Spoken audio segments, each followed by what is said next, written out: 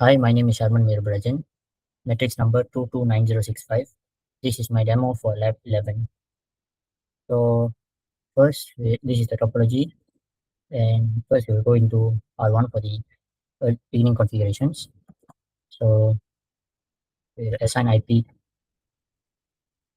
address to R1, the face, Ethernet, 0/0/1,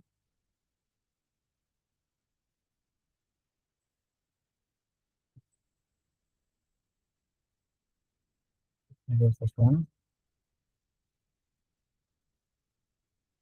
Okay, so IP address n.0.4.1, page 24. Okay, next we will go into R3.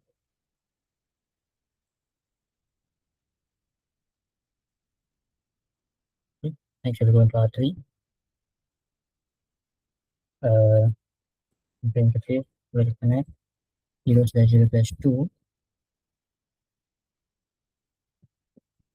and assign an IP address 10.0.6.3/24. We have it for a while. So next we'll go into switch 1. So the configuration we'll do here is we'll create plan VLAN. Okay, VLAN 4, we'll create in S1.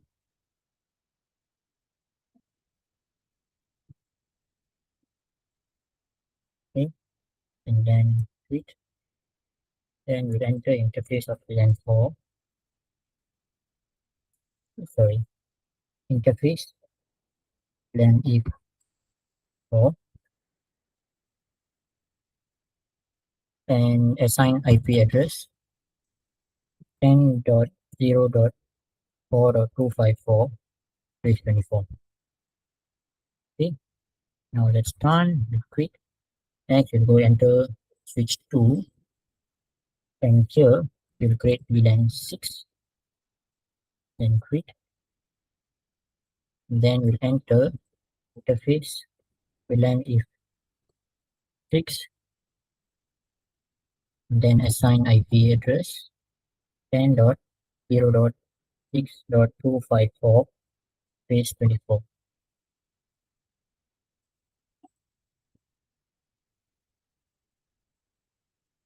Okay, so now that's done. Quit. Next, we'll implement the VLAN configuration for S1 and S2. So on S1, we'll go into interface gigabyte 001, space 0/0/1. And here we'll assign we'll change the port type to trunk, port link type, type trunk. Next, we'll assign the port trunk PBID to VLAN 6.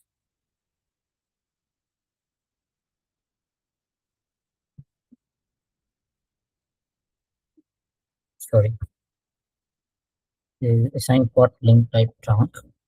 After that, port trunk PBID VLAN 4. Sorry, now switch 1. Port link type trunk. Gigabyte connect S1. Port link type trunk. Trunk PBID. Oh, okay, there's small syntax error. So next, we'll port trunk purpose VLAN all will give this permission. Then we'll quit. Next on S2, we'll enter space coordinate 0/0/3.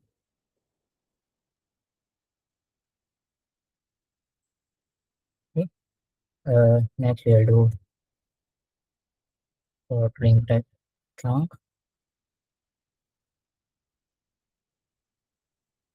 Port link type trunk. Next port trunk VID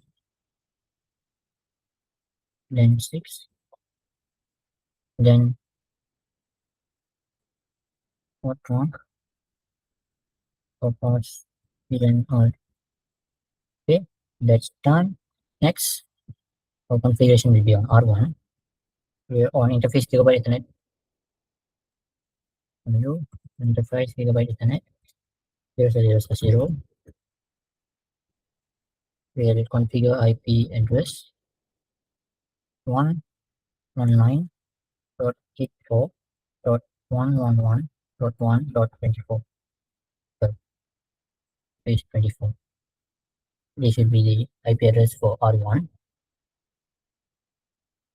Next, on R3, MU space gigabyte Ethernet 0/0/0.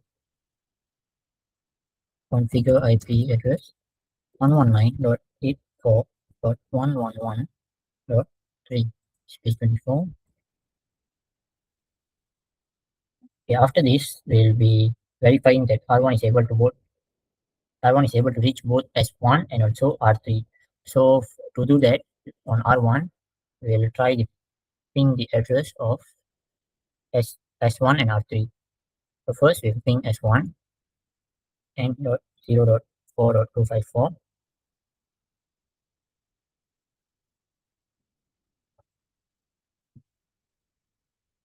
Okay, so the ping was successful.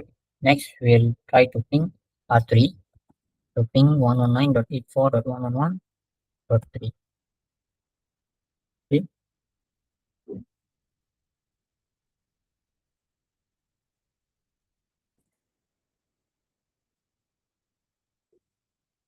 we will try that again. Okay, it's able to connect right now.